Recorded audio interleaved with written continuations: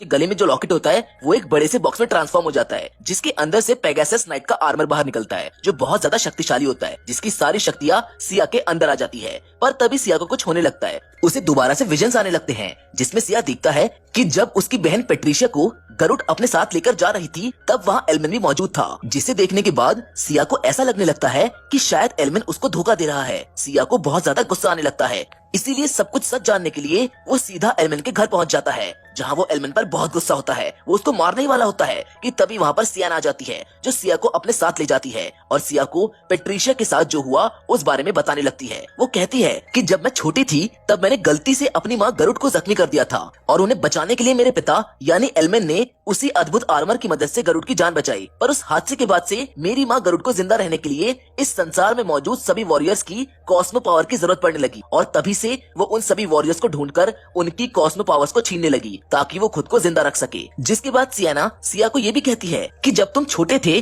और जब तुमने बचपन में पेट्रिशिया के गले के लॉकेट को टच किया तो उसमें से कॉस्मो पावर बाहर निकली, जिसकी एनर्जी के बारे में गरुड को पता चल गया, इसीलिए वो वहाँ पहुँच गई। जिसके बाद वो पेट्रिशिया को पकड़कर अपने साथ ले गई। हालांकि ये उनको बाद में पता चला कि पेट्रिशिया के पास कोई भी पावर्स नहीं है और ये बात पेट्रिशिया जानती थी। वो ये भी जानती थी कि सिया के पास कुछ अद्भुत शक्तियां हैं, इसीलिए पेट्रिशिया ने तुम्हें बचाने के लिए खुद का सेक्रीफाइस कर दिया। वो कभी भी लौटकर तुम्हारे पास वापस नहीं आई क्योंकि वो जानती थी कि गरुड और उसके लोगों की हमेशा उस पर नजर रहेगी और अगर वो तुमसे मिलने आती है तो तुम खतरे में पड़ सकते हो। ये पॉसिबल है कि पेट्रिशिया अभी भी जिंदा है। जिसके बाद सियाना कहती है कि मेरी माँ गरुड को बचपन से ऐसा लगता था कि मैं बड़े होकर युद्ध की देवी बनकर पूरी सृष्टि को खत्म कर दूंगी, जबकि मेरे पापा एल्मेन को मुझ पर भरोसा था कि मैं कभी भी ऐसा कुछ नहीं कर सकती। इसीलिए बचपन से लेकर अब तक उन्होंने मुझे पाला और मेरी रक्षा की ताकि गरुड़ मुझ तक ना पहुंच सके। वो दोनों आपस में बातें कर रहे होते हैं कि तभी उन्हें गरुड़ की स्पेसशिप दिखाई देती है जो एल्मेन के घर के नजदीक होती है, जिसे देख वो एल्मेन के पास जाने लगते हैं। वहीं दूसरी ओर एल्मेन को भी गरुड़ के आने का पता चल चुका होता है।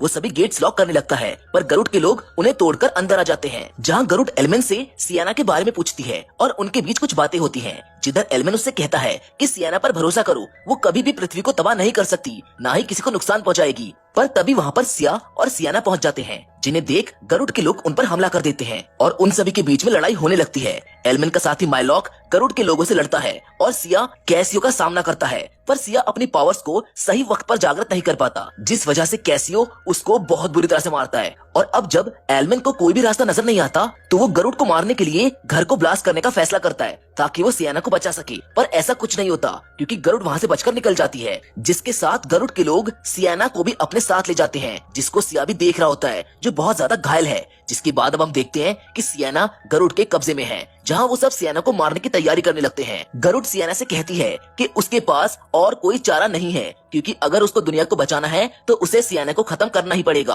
और अगर सियाना एथना बन गई तो दुनिया को तबाह होने से कोई नहीं रोक पाएगा। जिधर दूसरी ओर अब हम सिया को माइलॉक के साथ देखते हैं, जहां वो उसको बताता है कि वो लोग सियाना को अपने साथ ले गए। सिया का भी हौसला टूट चुका था। वो ध्यान लगाकर मरीन से कांटेक्ट करने की कोशिश करता है और मरीन से कहता है कि वो अपने मिशन में फेल हो चुका है क्योंकि गरुड़ पहले ही सियाना को ले जा चुकी है। मरीन सिया से कहती है कि तुम सियाना पर फोकस करो, तुम्हें तुम्हारी शक्तियाँ वापस मिल जाएंगी, जिसके बाद तुम सियाना को बचा सकते हो। और फिर सिया माइलॉक के साथ सियाना को बचाने के लिए वहाँ से निकल जाता है, जहाँ बीच रास्ते में गरुड़ के लोग उनके स्पेसशिप पर हमला कर देते हैं। पर तभी सिया मरीन की बताई बातों को याद करता है और अपनी शक्तियों को एक बार फिर से जागृत कर लेता है। वो प्लेन से नीचे कूद जाता है और अब हम सिया को एक नए अवतार में देखते हैं जो पेगासस नाइट की शक्तियों पर काबू पा चुका होता है। गरुड़ के लोग उस पर हमला कर देते हैं पर सिया सबको बड़ी आसानी से संभाल लेता है। जिसके बाद कैशियो भी सिया से लड़ने के लिए आगे आता है पर सिया उसको एक ही हमले में पूरी तरह से घायल कर देता है। उधर अब हम सियाना को देखते हैं जिसे मारने की कोशिश जारी होती है। सियाना दर्द से तड़प रही होती है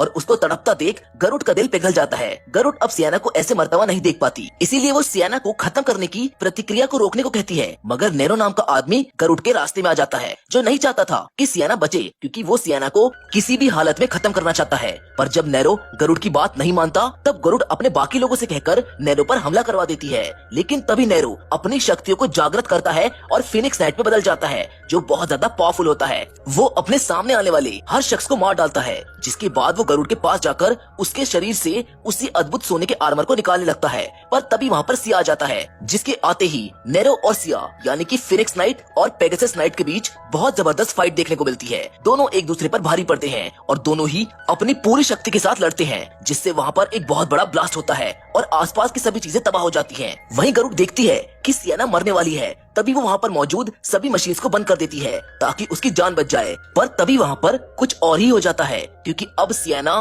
पूरी तरह से देवी एथना बन चुकी थी, जिसे नेरो जैसे ही मारने के लिए आगे बढ़ता है, एथना उसको एक ही वार से धूल चटा देती है। पर एथना की शक्तियाँ बहुत ज्यादा होती है, जिस वजह से सियाना शक्तियों पर से अपना कंट्रोल खोने लगती है। उसके आसपास की सभी चीजें तहस नहस होने लगती हैं, जिनको देखकर सियाना को भी डर लगता है कि अगर वो बेकाबू हो गई तो इस दुनिया को कोई भी बचा नहीं पाएगा। पर तभी सिया उसको समझाता है कि तुम खुद पर कंट्रोल कर सकती हो, जैसे तुमने कई सालों पहले देवताओं के विरुद्ध युद्ध में किया था। तुमने इंसानों की रक्षा की थी, तुम्हें आज भी मानवता की रक्षा करनी पड़ेगी, क्योंकि तुम युद्ध की देवी होने के साथ साथ ज्ञान की देवी भी हो। सिया की ये सभी बातें सुनकर सियाना अपनी शक्ति पर कंट्रोल करने में सफल हो जाती है और पहले की तरह नॉर्मल हो जाती है, जिसके बाद वो सीधा अपनी माँ गरुड़ के पास जाती है, जो बहुत ज्यादा घायल हो चुकी थी और अब गरुड़ को भी लगने लगा था कि ये उसका आखिरी समय है। वो सियाना से माफी मांगती है, पर सियाना उसको अपनी कॉस्मिक पावर से ठीक कर देती है। उनके बीच अब सब ठीक हो जाता है। वहीं पर हम माइलॉक और नेरो को भी देखते हैं, जो जिंदा बच जाते हैं, जहाँ कहानी के अंत में हम सियाना और सिया को एक साथ देखते हैं, जहाँ सियाना उससे कहती है कि उन्हें जल्द ही